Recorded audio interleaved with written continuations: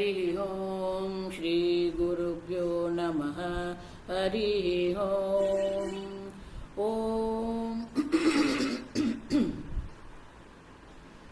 ओम भद्रं कर्णेभिः शृणुयाम देवाः, भद्रं पश्येमाक्षभिर्यजत्राः, स्थिरैरङ्गैः स्तुष्टुवागुंसस्तनूभिः व्यशेम देवहितं यदायुः। स्वस्ति न इन्द्रो वृद्धश्रवाः, स्वस्ति नः पूषा विश्ववेदाः, स्वस्ति नस्तार्क्ष्यो अरिष्टनेमिः, स्वस्ति नो बृहस्पतिर्दधातु। ओम शांति शांति शांतिः। ओम सहना भवतु सहनौ भुनक्तु सह वीर्यं करवावहै तेजस्विनावधीतमस्तु मा विद्विषावहै। ओम शांति शांति शांतिः। सदाशिवसमारम्भां शङ्कराचार्यमध्यमाम् अस्मदाचार्यपर्यन्तां वन्दे गुरुपरम्पराम्। श्रुतिस्मृतिपुराणानाम् आलयं करुणालयं नमामि भगवत्पादं शङ्करं लोकशङ्करं। शङ्करं शङ्कराचार्यं केशवं बादरायणं सूत्रभाष्यकृतौ वन्दे भगवन्तौ पुनः पुनः। ईश्वरो गुरुरात्मेति मूर्तिभेदविभागिने व्योमवद्व्याप्तदेहाय दक्षिणामूर्तये नमः। निधये सर्वविद्यानां विशदे भवरोगिणां गुरवे सर्वलोकानां दक्षिणामूर्तये नमः। ॐ नमः प्रणवार्थाय शुद्धज्ञानैकमूर्तये निर्मलाय प्रशान्ताय दक्षिणामूर्तये नमः। ओम प्रज्ञानांशो प्रदाने स्थिरचरनिकरव्यापिभिर्व्याप्य लोकान् भुक्त्वा भोगान् सविष्टान् पुनरपि दिशनोद्भासितान् कामजन्यान् पीत्वा सर्वान् विशेषान् स्वपिति मधुरभुङ् मायया भोजयन्नः। माया संख्यातुरीयं परममृतमजं ब्रह्म यत्तन्नतोऽस्मि।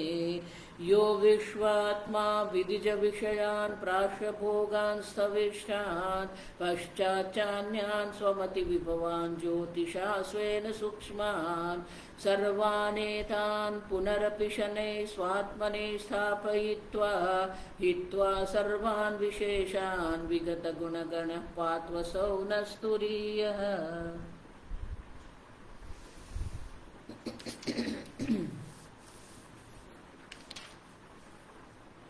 गीता प्रेस पाना नंबर 245 कारिका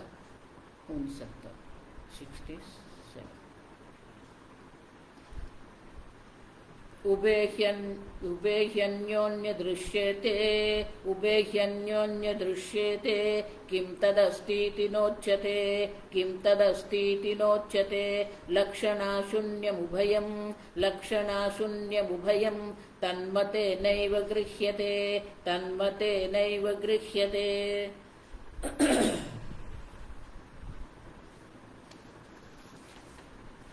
भाष्य। जीवचित्ते उभे चित्तचैत्येते अन्य दृश्ये इतरेतरगम्ये जीवादि विषय अपेक्षं हि चित्तं नाम भवति चित्तापेक्षं हि जीवादिदृश्यम् अतस्ते अन्यो अन्य दृश्ये तस्मात् तस्मात् न किंचिदस्तीति च उच्यते चित्तं वा चित्त ईक्षणीयं वा किं तदस्तीति विवेकिना उच्यते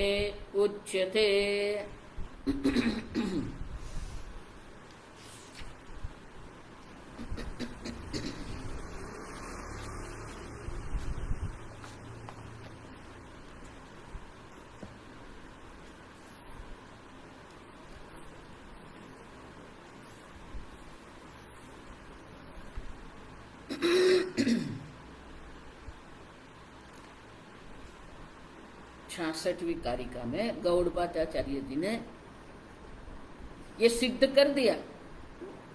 जागृत चित्त ईक्षणीय तेन विद्यते ततः पृथक। अब देखिए, जिस प्रकार से चित्त से भिन्न स्वप्न जगत नाम की कोई वस्तु नहीं है, उसी प्रकार से ये जागृत जगत जो वे है वो भी चित्त दृश्य है, सत्य नहीं है। आप देखिए,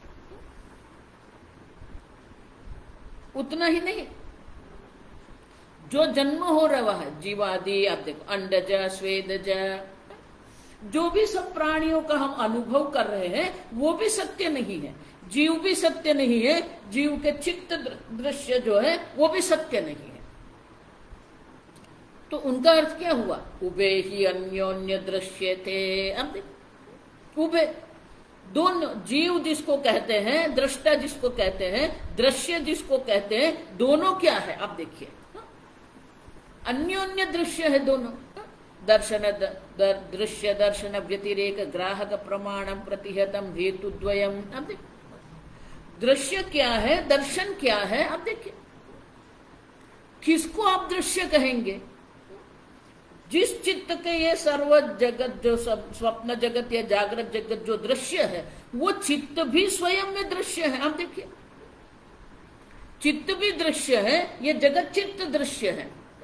अब देखिए, तो किसको आप दृश्य कहेंगे, किसको आप वस्तु कहेंगे?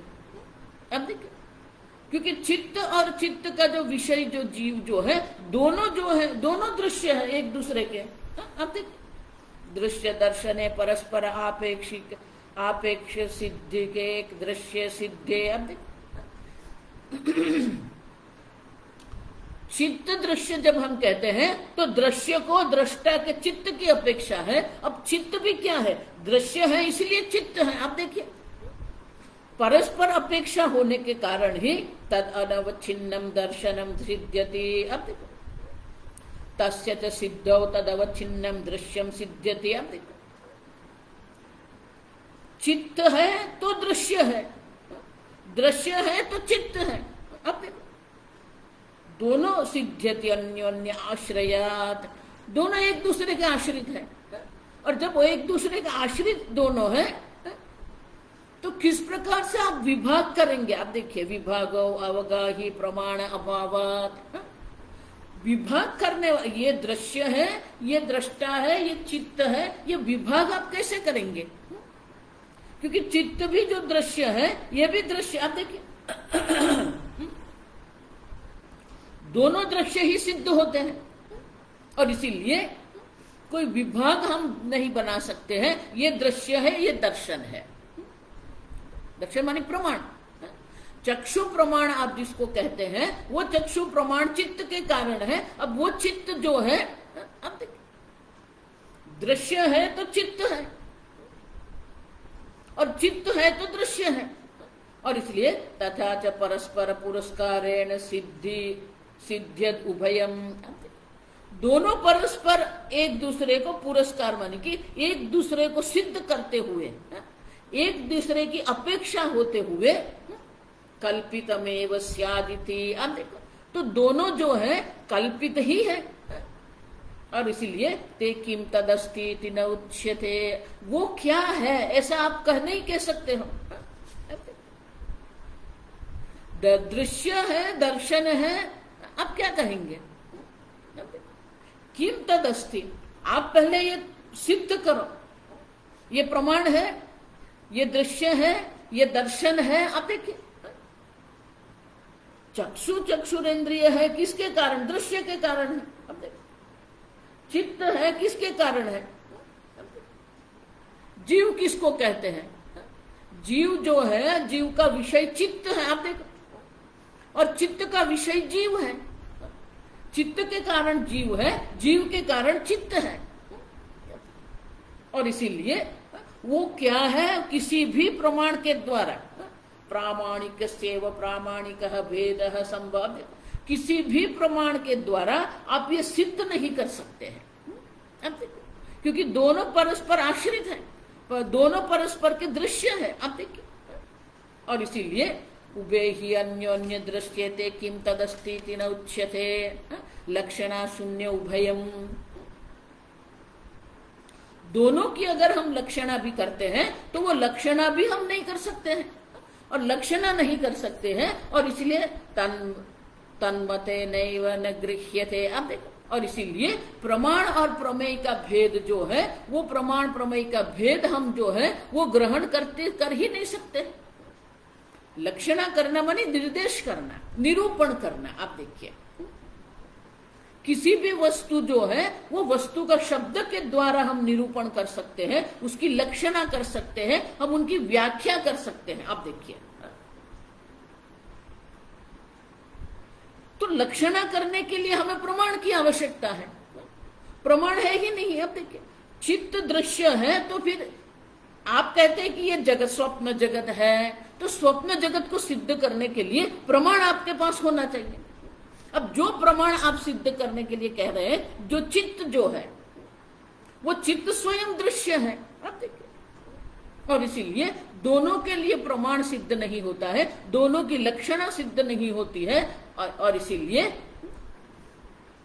तब तत्मते ने एव गृह्यते। अब देखो, उस प्रकार से ही दोनों को हम ग्रहण कर सकते हैं।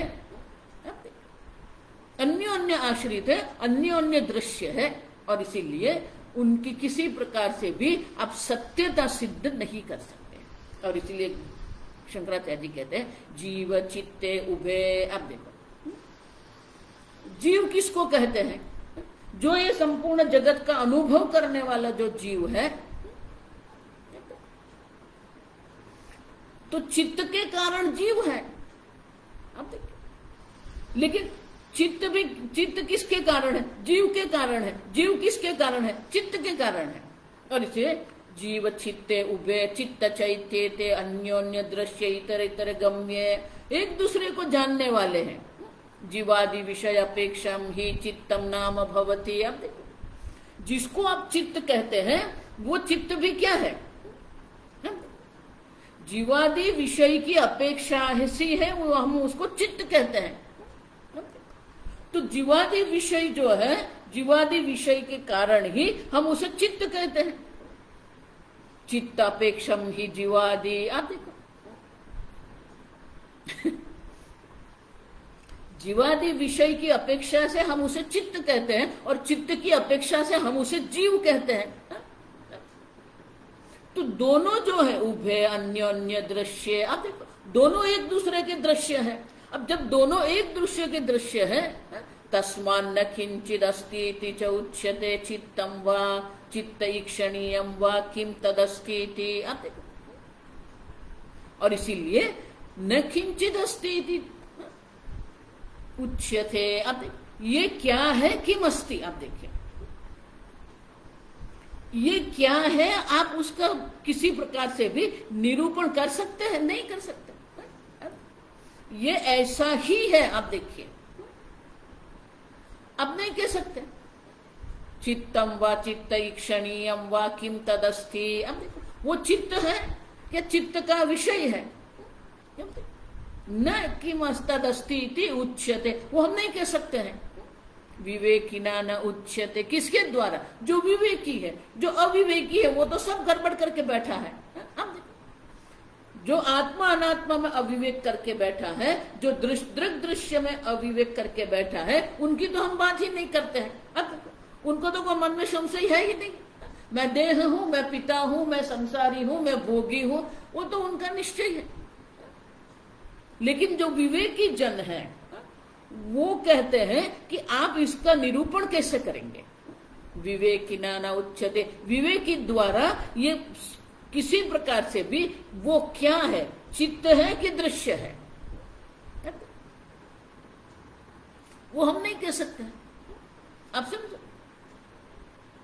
तो जब हम विवेक करते हैं, आप समझो, देखो इसीलिए ये जो माया है ना, ये माया से सब कल्पित है, हम देख के गए।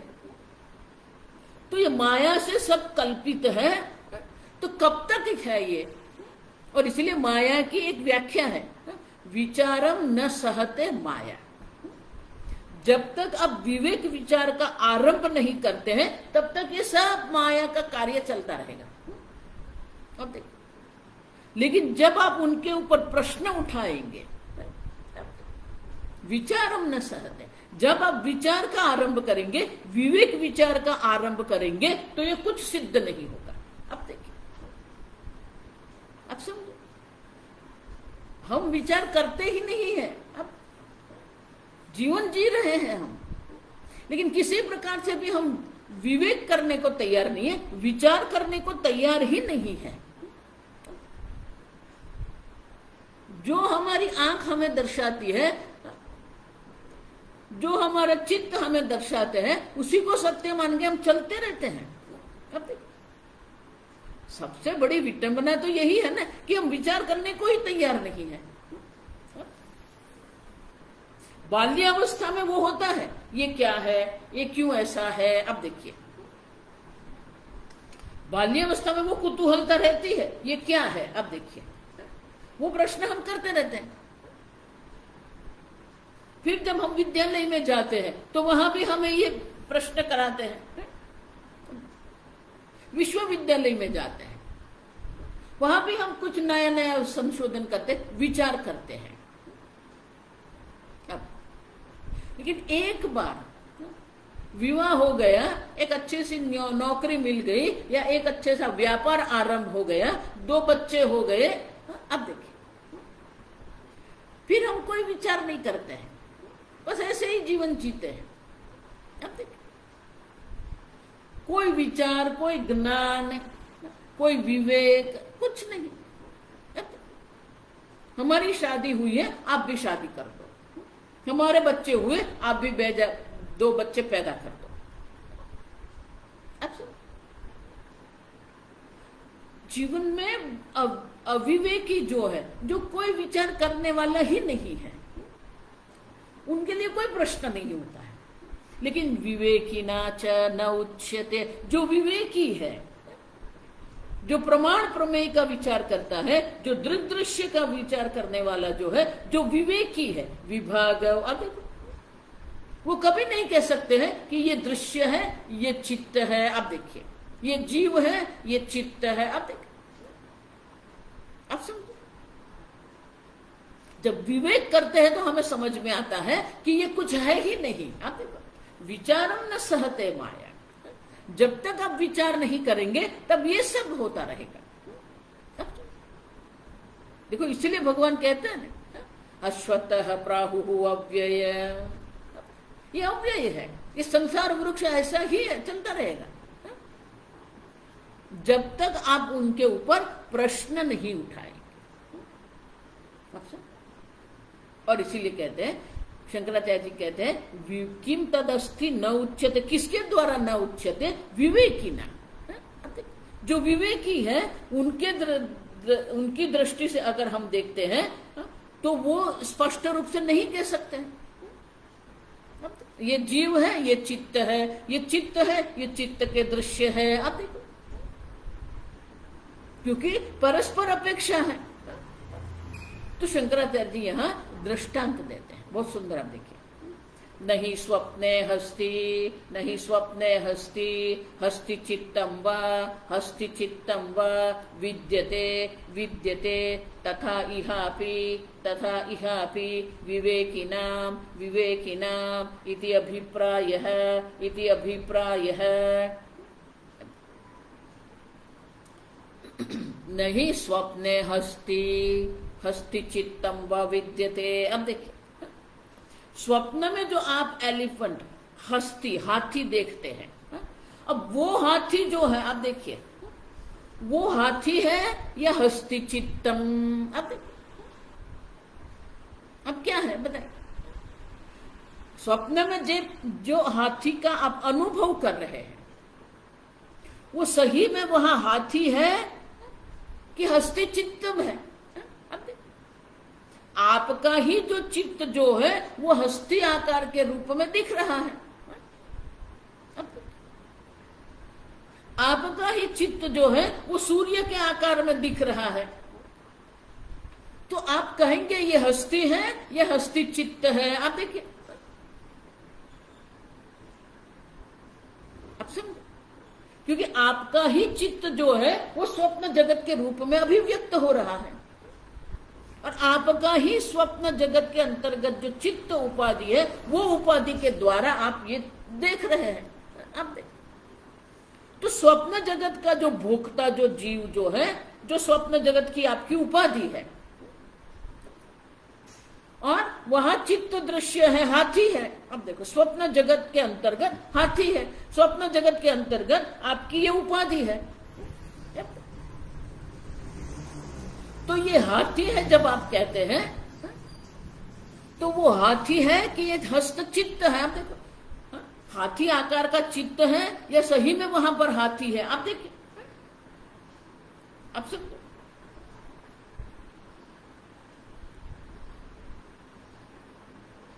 उसका अर्थ क्या हुआ?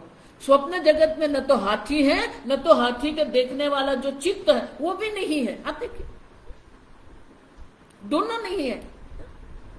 और पूर्ण स्वप्न जगत जो है वो भी स्वयं में दृश्य है।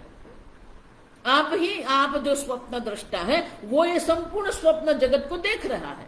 तो संपूर्ण स्वप्न जगत में हाथी, स्वप्न जगत में आपका जो स्वप्न उपाधि है, स्वप्न उपाधि में आपका जो चित्त है, ये सब भी क्या है? दृश्य मात्र है। तो जिसको आप स्वप्न में हाथी कहते हैं वो भी चित्त मात्र है, और स्वप्न जगत में आपका जो स्वप्न चित्त है वो भी चित्त मात्र है। अब समझो। और इसीलिए हस्ती हस्ती चित्तम व विद्यते। अब देखो, दोनों में से है क्या? आप देखिए, हाथी जिसको आप कह रहे हैं, हाथी चित्त जिसको आप कह रहे हैं, हाथी आकार का जो चित्त है, जो हाथी को दृश्य बना रहा है, वो चित्त भी स्वयं में दृश्य है। और इसीलिए विवेकी न उच्यते। आप देखो, विवेकी नाम, विवेकी के लिए ये दोनों जो है वो परस्पर अपेक्षित है।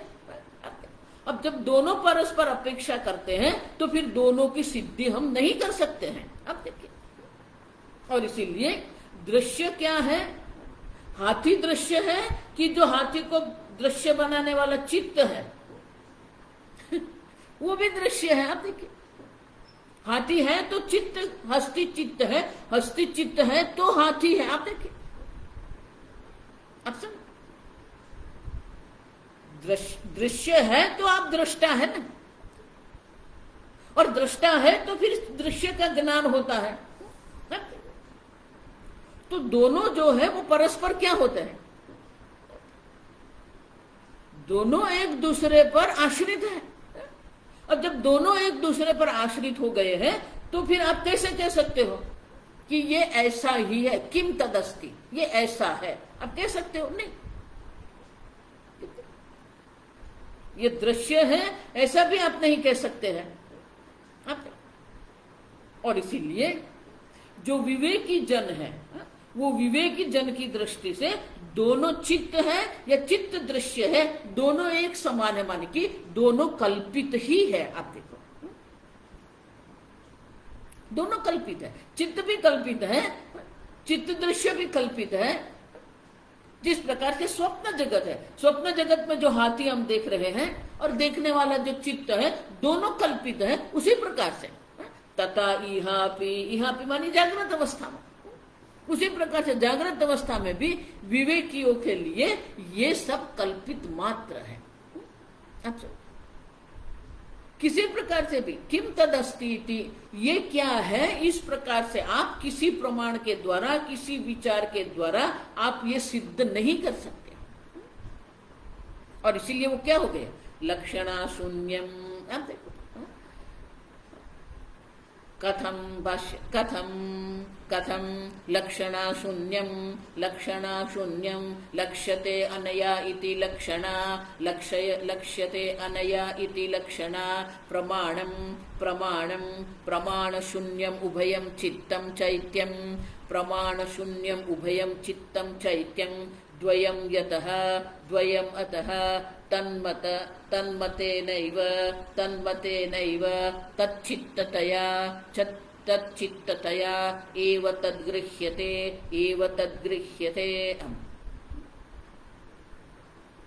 लक्षणा शून्यमेव। लक्षण किसको कहते हैं, लक्ष्यते अनेन इति लक्षण, जिसके द्वारा किसी वस्तु का हम निरूपण करते हैं उसे लक्षणा कहते हैं। माने प्रमाणम, लक्षणा प्रमाणम। तो ये दोनों है क्या, लक्षणा शून्यम प्रमाण शून्यम उभयम चित्तम चैत्यम द्वयम। चित्त और चैत्य दोनों, चित्त और चित्त के जो विषय जो है, दृश्य है, दोनों क्या है। चित्त आप जिसको कहते हैं, जीवादि जो आप अंडज स्वेदज जो जीवादि का आप दर्शन कर रहे हैं, वो जीवादि भी दृश्य मात्र है और वो दृश्य है, इसलिए चित्त है। और इसीलिए दोनों के लिए प्रमाण शून्यम उभयम चित्तम चैत्यम, प्रमाण शून्य।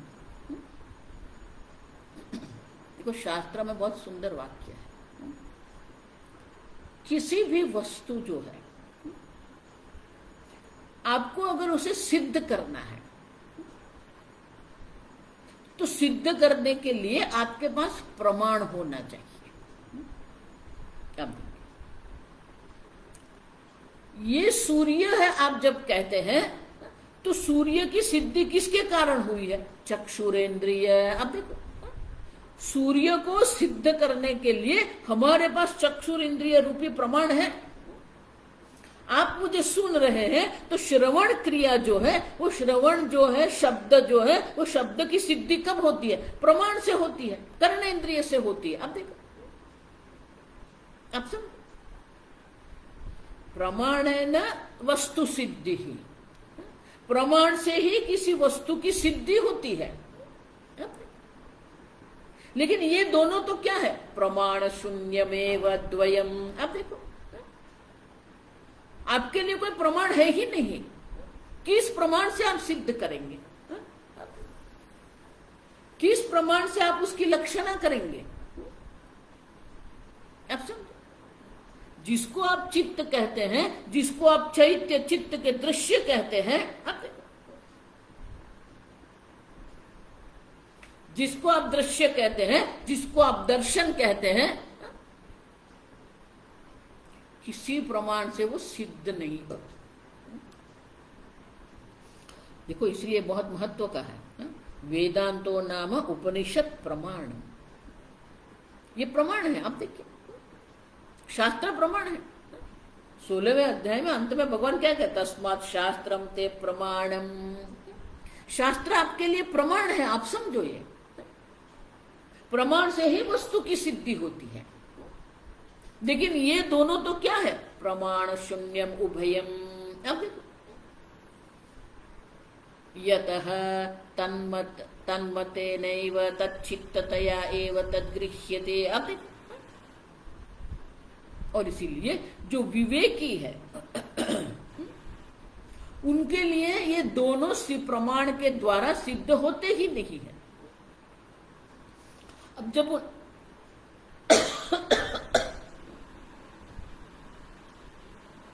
जब उनकी सिद्धि नहीं होती है तो क्या होता है, तन्मतेन एव। अब देखो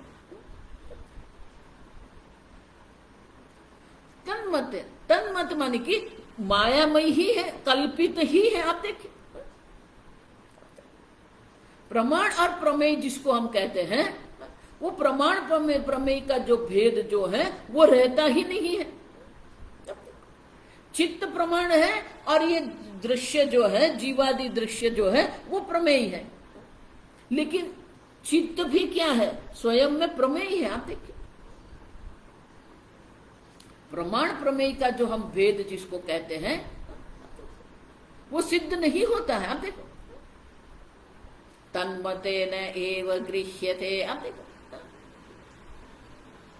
तन्मतेन, चित्त के दृश्य के रूप में ही, चित्तता के रूप में ही, तन्मतेनैव यत्तच्चित्ततया एव तद्गृह्यते। आप देखो, वो चित्त के विषय के रूप में ही ग्रहण होता है। आप देखो, दूसरे किसी प्रकार से भी आप सिद्ध करने का प्रयत्न करते हैं, वो सिद्ध नहीं होते हैं। आप देखो,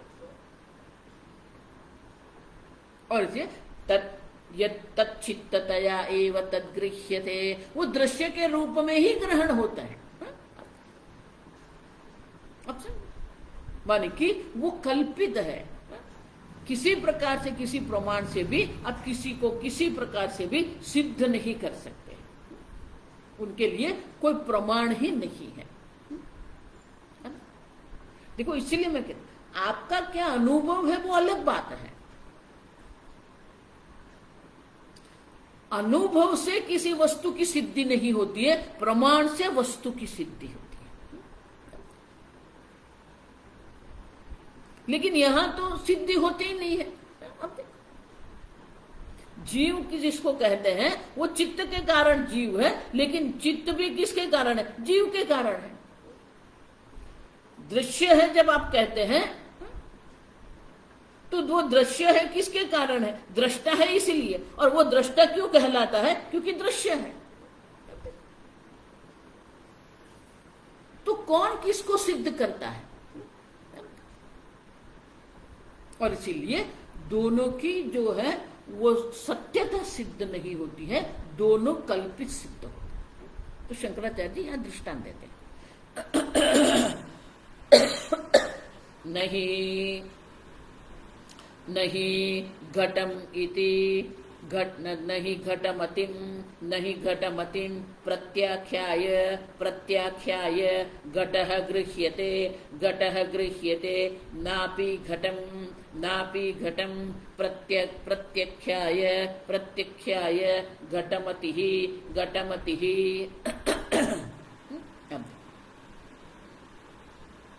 बोले घड़ा जिसको आप कहते हैं,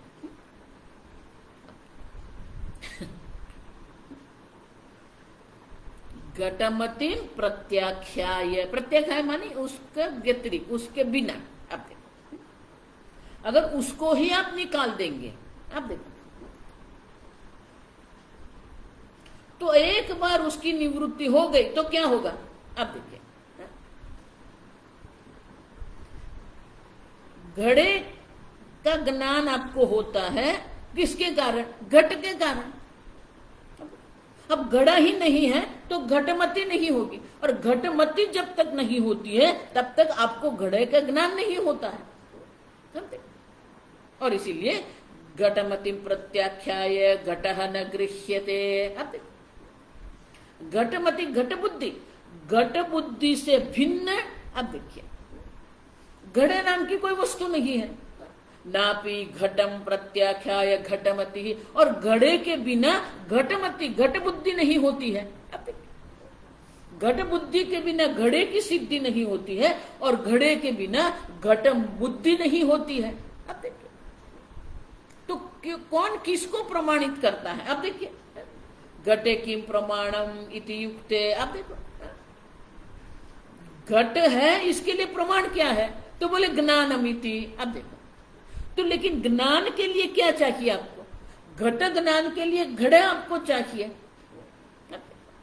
और घड़े की सिद्धि घट ज्ञान से होती है, लेकिन घट ज्ञान के लिए घड़े की अपेक्षा है। और इसीलिए अति प्रसंगात, अब देखो, ये अति प्रसंग हो जाएगा। क्यों, घट ज्ञानम अन्योन्य आश्रय प्रसंगात। अब देखो, घड़ा और घड़े का ज्ञान दोनों क्या है, अन्योन्य आश्रय प्रसंगात। आप देखो, किसी प्रकार से भी आप ये सिद्ध नहीं कर सकते। घड़े की सिद्धि लिए घटमति घट बुद्धि की आवश्यकता है। अब देखो, और इसीलिए आगे शंकर नहीं तत्र प्रमाण प्रमेय भेद शक्यते, प्रमाण प्रमेय भेद शक्यते कल्पयितुम इति अभिप्रायः अब देखिए, चित्त चैत्य। अब उसी प्रकार चित्त और चैत्य आप जिसको कहते हैं, वो दोनों जो है, चित्त शब्देन इति तद विषयकम ज्ञानम उच्यते। आप देखो, चित्त किसको कहेंगे? तत्तद विषय का जो हमें ज्ञान हो रहा है उसी को तो हम चित्त कहेंगे ना। अन्यतर विषय का ज्ञानत्व विशिष्टेन ज्ञानेनैव चित्तम चैतम न गृह्यते। अब दोनों अन्यतर विषय, दोनों एक दूसरे के विषय होने के कारण ज्ञानेनैव विशिष्टेन ज्ञानेव चित्त चैतम न गृह्यते। अच्छा, अब किसको ग्रहण करेंगे, किसको दृश्य कहेंगे? चित्त ज्ञाने ही चैत्यम शक्यम ज्ञातुम। अब देखो, चित्त ज्ञान से ही चैत्य को हम जान सकते हैं, जीवादि को जान सकते हैं, लेकिन चैत्य ज्ञाने च चित्तमिति। अब और इसीलिए इतर इतर आश्रयणम यह विदित्सितम वेदितव्यम, दोनों एक दूसरे के आश्रित हैं, और इसीलिए किसी प्रमाण के द्वारा उनको हम सिद्ध नहीं कर सकते। प्रमाण शून्य उभयम। देखो, वही हम कहते हैं सदसद्भ्याम अनिर्वचनीय, अनिर्वचनीय है। आप उसको है भी नहीं कह सकते, आप उसको नहीं भी नहीं कह सकते, आप उसको चित्त भी नहीं कह सकते हैं, आप उसके दृश्य भी नहीं कह सकते। न रूपमस्त्य तथा एव उपलब्धि, ये ऐसा ही है, आप नहीं कह सकते। अब देखिए, जगत की एक वस्तु आप लाके रखिए और सिद्ध करो ये ऐसा ही है, किसी भी प्रमाण के द्वारा आप उसको सिद्ध नहीं कर सकते। देखो, इसीलिए मैं कहती हूं वेदांत जो आपको तर्क देते हैं ना, वो अंतिम तर्क है। वेदांत के तर्क के द्वारा जो सिद्ध होता है ना, वो अंतिम है, आप उससे कभी भी बाधित नहीं कर सकते हैं, अबाधितम है ये। प्रमाण शून्य मानी क्या है? आप किसी भी प्रमाण से उसको सिद्ध ही नहीं कर सकते हैं। किम तदस्ति, ये ऐसा ही है, आप नहीं सिद्ध कर सकते। अब सिद्ध करके बताइए आप। देखो, इसीलिए मैं कहती तर्क जो वेदांत जो तर्क देते हैं, वो तर्क अन्य किसी भी तर्क के द्वारा बाधित नहीं होते हैं। अन्य भी तर्क करते हैं, अब देखो, लेकिन वेदांत में जो तर्क दिए जाते हैं वो किसी अन्य भी अन्य किसी प्रकार के तर्क से उसको आप बाधित नहीं कर सकते। आप सब जिस जगत की आप बात कर रहे हैं वो जगत स्वयं क्या है? आप स्वप्न जगत की बात कर रहे हैं, आप जागृत जगत की बात कर रहे हैं, लेकिन जागृत जगत स्वयं कैसा है? प्रमाण शून्यम उभयम। जीव जिसको कहते हैं वो चित्त के कारण जीव कहा जाता है उसे, और चित्त भी किसके कारण है? जीव के कारण है। जगत की दृष्टि से आप विचार करते हैं तो घड़े का ज्ञान है तो घड़ा वहां पर है, लेकिन घड़ा है तो घट बुद्धि होती है। अब देखिए,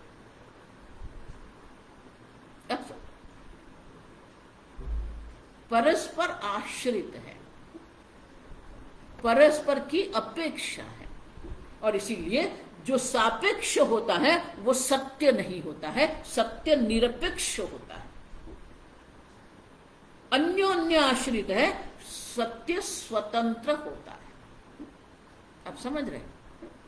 अब वो स्वतः सिद्ध स्वप्रकाश चैतन्य स्वरूप ब्रह्म है जो स्वतंत्र है, किसी की कोई आश्रय की अपेक्षा नहीं है। शांतम शिवम अद्वैतम। अब किसी पर आप आश्रित नहीं है, आप स्वतंत्र है। लेकिन हमारी मूर्खता के कारण, हमारे अविवेक के कारण हम आश्रित बन गए। आप देखिए, परावलंबन बन गए हम। हमारे अविवेक के कारण ही हमने हमारी स्वतंत्रता खो दिया है। आप देखिए, ब्रह्म ज्ञान ही आपको स्वतंत्र बना सकता है। आप समझो, बाकी सब परस्पर आश्रित है, सापेक्ष है ये सब। आप निरपेक्ष चैतन्य है, आप स्वतंत्र चैतन्य। गौड़ पादाचार्य जी ये क्यों तर्क कर रहे हैं? ये तर्क के द्वारा क्या सिद्ध करते हैं? ये सिद्ध कर रहे हैं कि संपूर्ण जगत कहते हैं, जीव कहते हैं, उपाधि कहते हैं, सब परस्पर आश्रित है। आप स्वतंत्र चैतन्य स्वरूप है। उतना ही नहीं, ये किसी प्रमाण के द्वारा सिद्ध नहीं होता है। और आप वो है जिसके लिए कोई प्रमाण की अपेक्षा ही नहीं है। आप समझो, किस प्रमाण से आप सिद्ध करेंगे? नहीं, आप साक्षात अपरोक्ष आत्मा है। साक्षात अपरोक्ष आत्मा माने कि किसी प्रमाण प्रवृत्ति की अपेक्षा ही नहीं है। आप देखिए, और ये जगत प्रमाण से सिद्ध नहीं होता है क्योंकि आप जगत को क्या कहेंगे? घट है तो घट बुद्धि है, और घट बुद्धि के कारण तो घट सिद्ध होता है। सूर्य है तो सूर्य के दर्शन होते हैं, लेकिन सूर्य का दर्शन किसके कारण हुआ? चक्षुरेंद्रिय के द्वारा।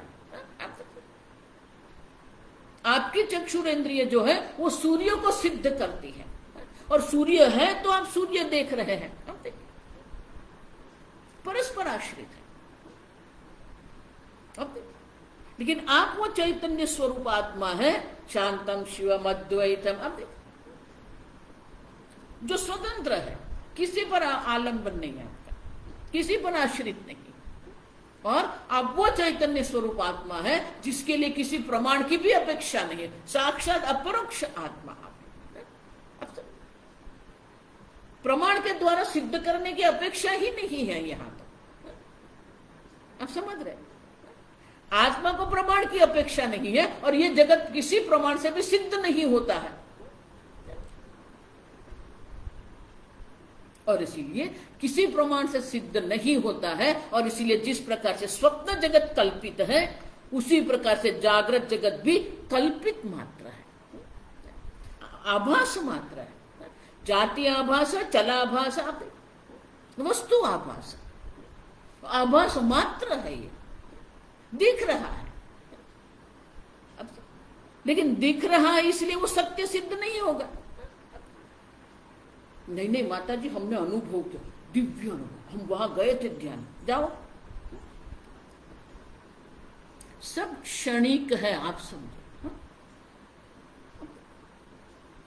किसी भी आश्रम में, किसी संप्रदाय में आप जाइए, लेकिन जो उन लोग आपको अनुभव करवा रहे हैं वो अनुभव तत्काल है। तत्काल माने वो समय पर है आपको अनुभव, फिर वही अनुभव स्वयं क्षणिक है।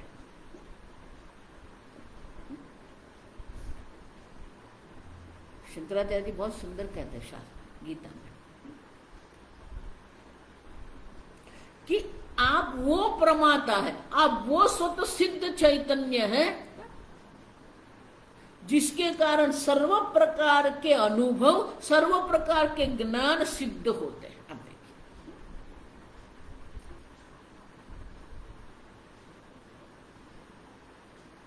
आप वो प्रमाता है, पहले आप हैं, फिर वो अनुभव है। अब देखिए, पहले आप सिद्ध हैं, फिर ये सब अनुभव की बात आती है। प्रमातरी सती प्रमाणम अन्वेषणम कुरुते। अब आप प्रमाता है तो फिर एक प्रमाण का अन्वेषण होगा, वो प्रमाण के द्वारा ये प्रमेय जगत का आप अनुभव करेंगे। अच्छा, अब वो चैतन्य नान्त प्रज्ञ न बहिष्प्रज्ञ है, स्वप्न जगत भी आप नहीं है, स्वप्न जगत के दृष्टा भी आप नहीं है। आप देखो, नान्तः प्रज्ञ न बहिष्प्रज्ञ है। आप देखो, जागृत अवस्था अभिमानी भी आप नहीं है, स्वप्न जगत अभिमानी आत्मा भी आप नहीं है। न उभयतः प्रज्ञ न प्रज्ञम न अप्रज्ञम।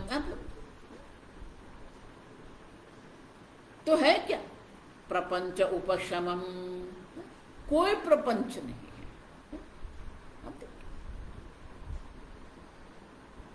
शांतम शिवम अद्वैतम, कुछ नहीं सिद्ध। जो सिद्ध हो रहा है वो आप है, और आप वो है जिसको सिद्ध करने की अपेक्षा नहीं है। आप वो है जिसके लिए कोई प्रमाण की अपेक्षा नहीं है। आप वो है जिसको किसी को आश्रित नहीं होना है, आप पे अपेक्षा नहीं है। आप निरपेक्ष है, स्वतंत्र तत्व है। आपसे भिन्न अन्य सब जो है, अन्य अन्य आश्रित है, इतर इतर की अपेक्षा है, और किसी प्रमाण से भी वो सिद्ध नहीं होता। तो गौड़पाद आचार्य जी अब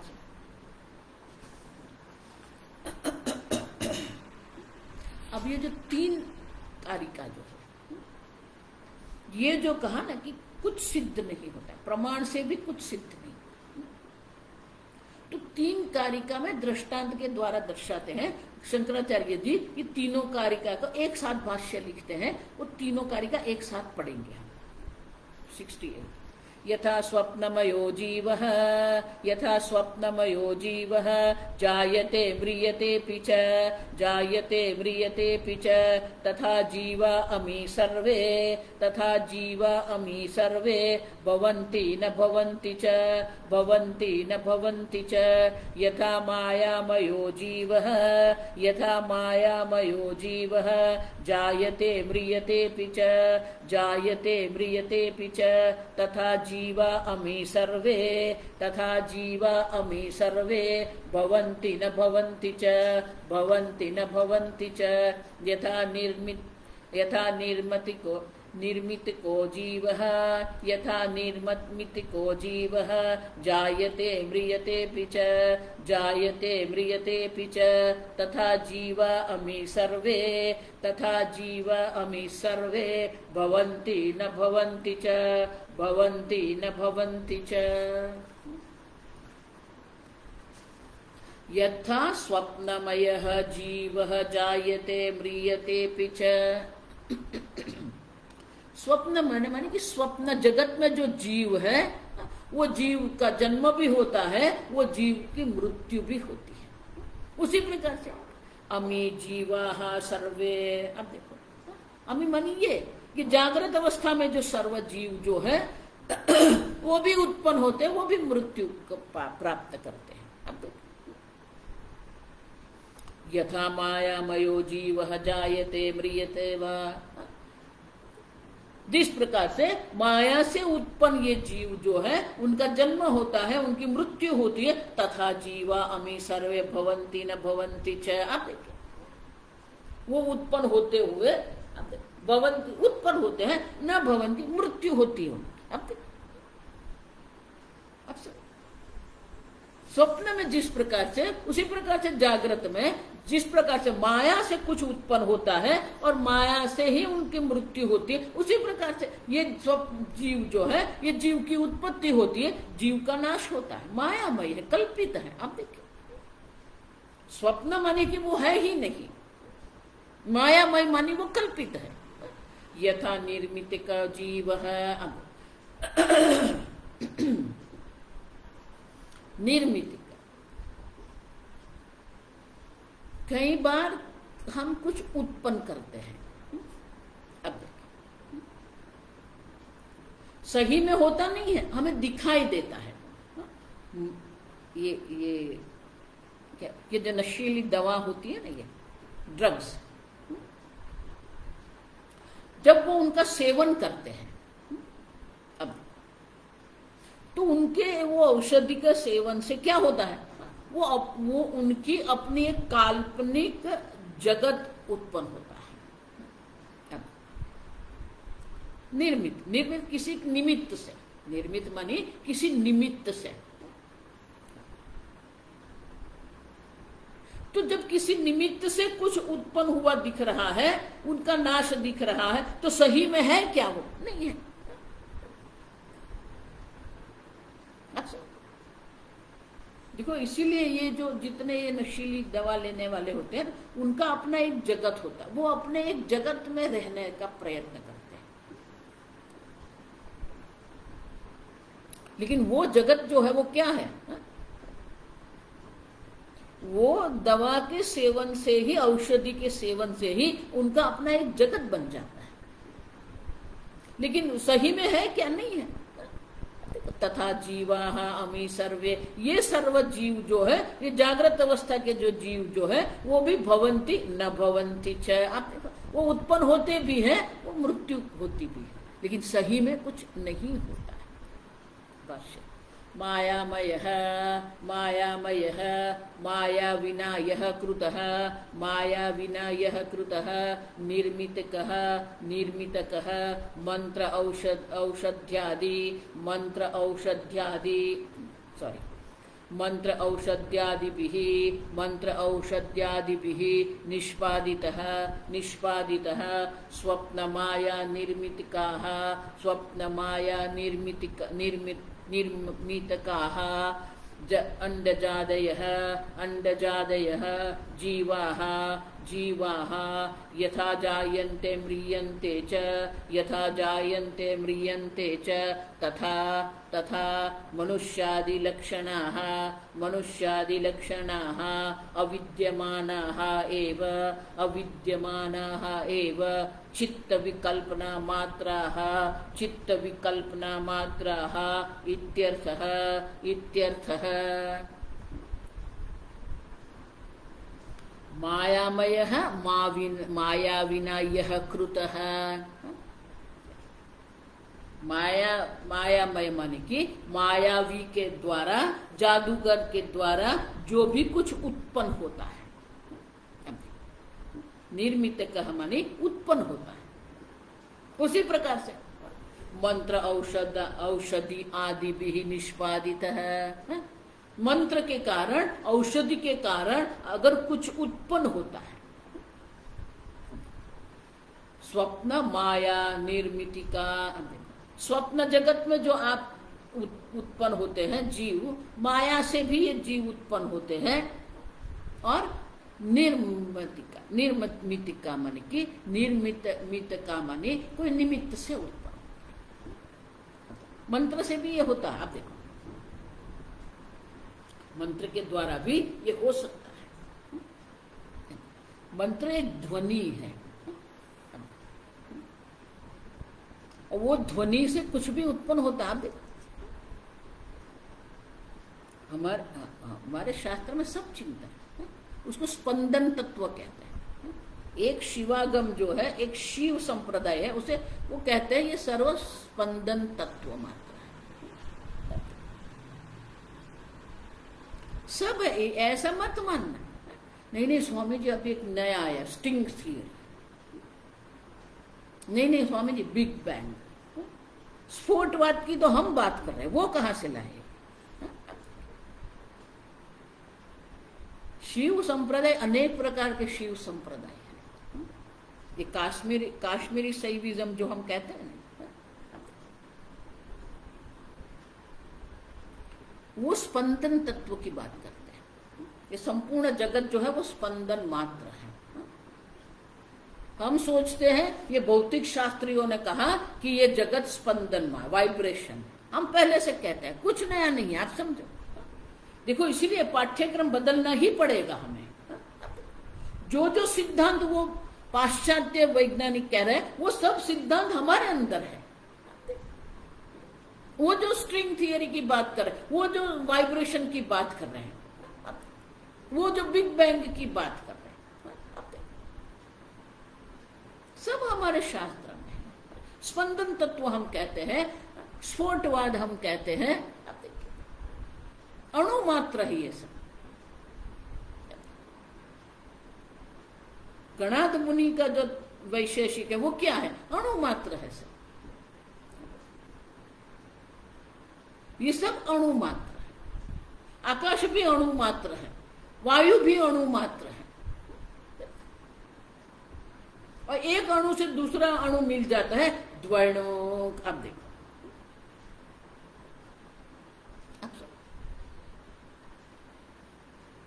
किसी भी प्रकार से आजकल के जी जो लोग ये कहते हैं नया सिद्धांत, कोई नया सिद्धांत नहीं। बोले नहीं नहीं, वो सोक्रेटिस ने कहा था कि पृथ्वी सूर्य का परिभ्रमण, वो तो हम भी जानते हैं। अब देखिए हमारा खगोल शास्त्र देखिए, हम तो पहले से कहते हैं, वो लोग जियोग्राफी कहते हैं, हम तो भूगोल कहते हैं। आप देखिए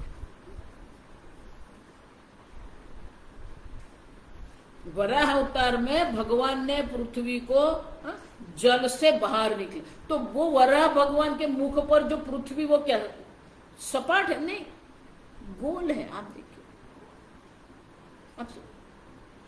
हम तो पहले से कहते हैं कि पृथ्वी गोल है। अच्छा,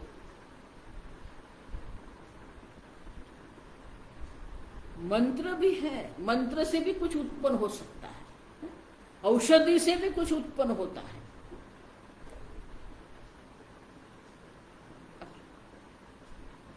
मंत्र माने वो संस्पंदन है। देखो, इसलिए मैं बहुत लोगों को कहती हूं कि जो मन में आए ना वो मंत्र मत बोलते रहो। अगर आपका उच्चारण ठीक नहीं है तो गड़बड़ कर देंगे आप। फिर आप स्वयं कहते स्वामी जी इतने मंत्र किया लेकिन कुछ असर नहीं है। नहीं होगी। मंत्र जप अगर आपको करना है तो उनके नियम है, वो नियम से चलना पड़ेगा। बहुत सारे लोग मुझे स्वामी जी ये मंत्र है ना, हम ऐसे ही चलते चलते करते रहे तो चलेगा कि नहीं?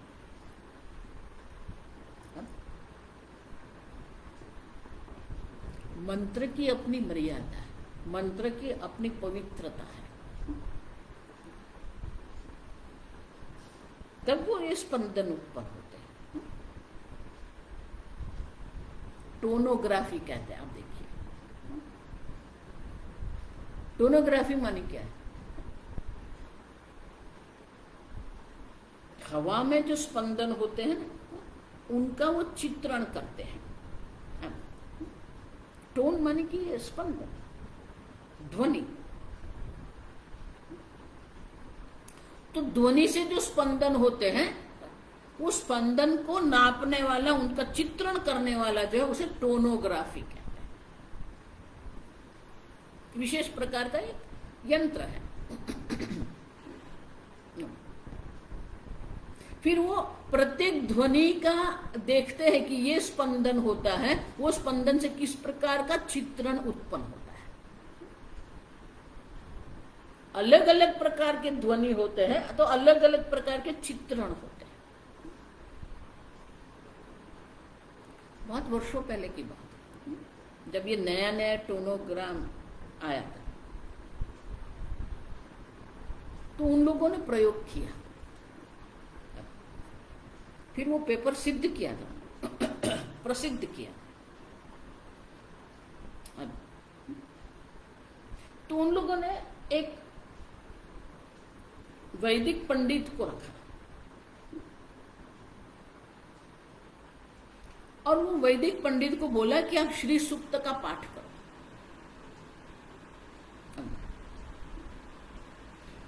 तो बिल्कुल साउंड प्रूफ एक स्थान बनाया था उन्होंने, वहां वो पंडित को बिठा दिया और बोला कि आप श्री सूक्त का पाठ करो।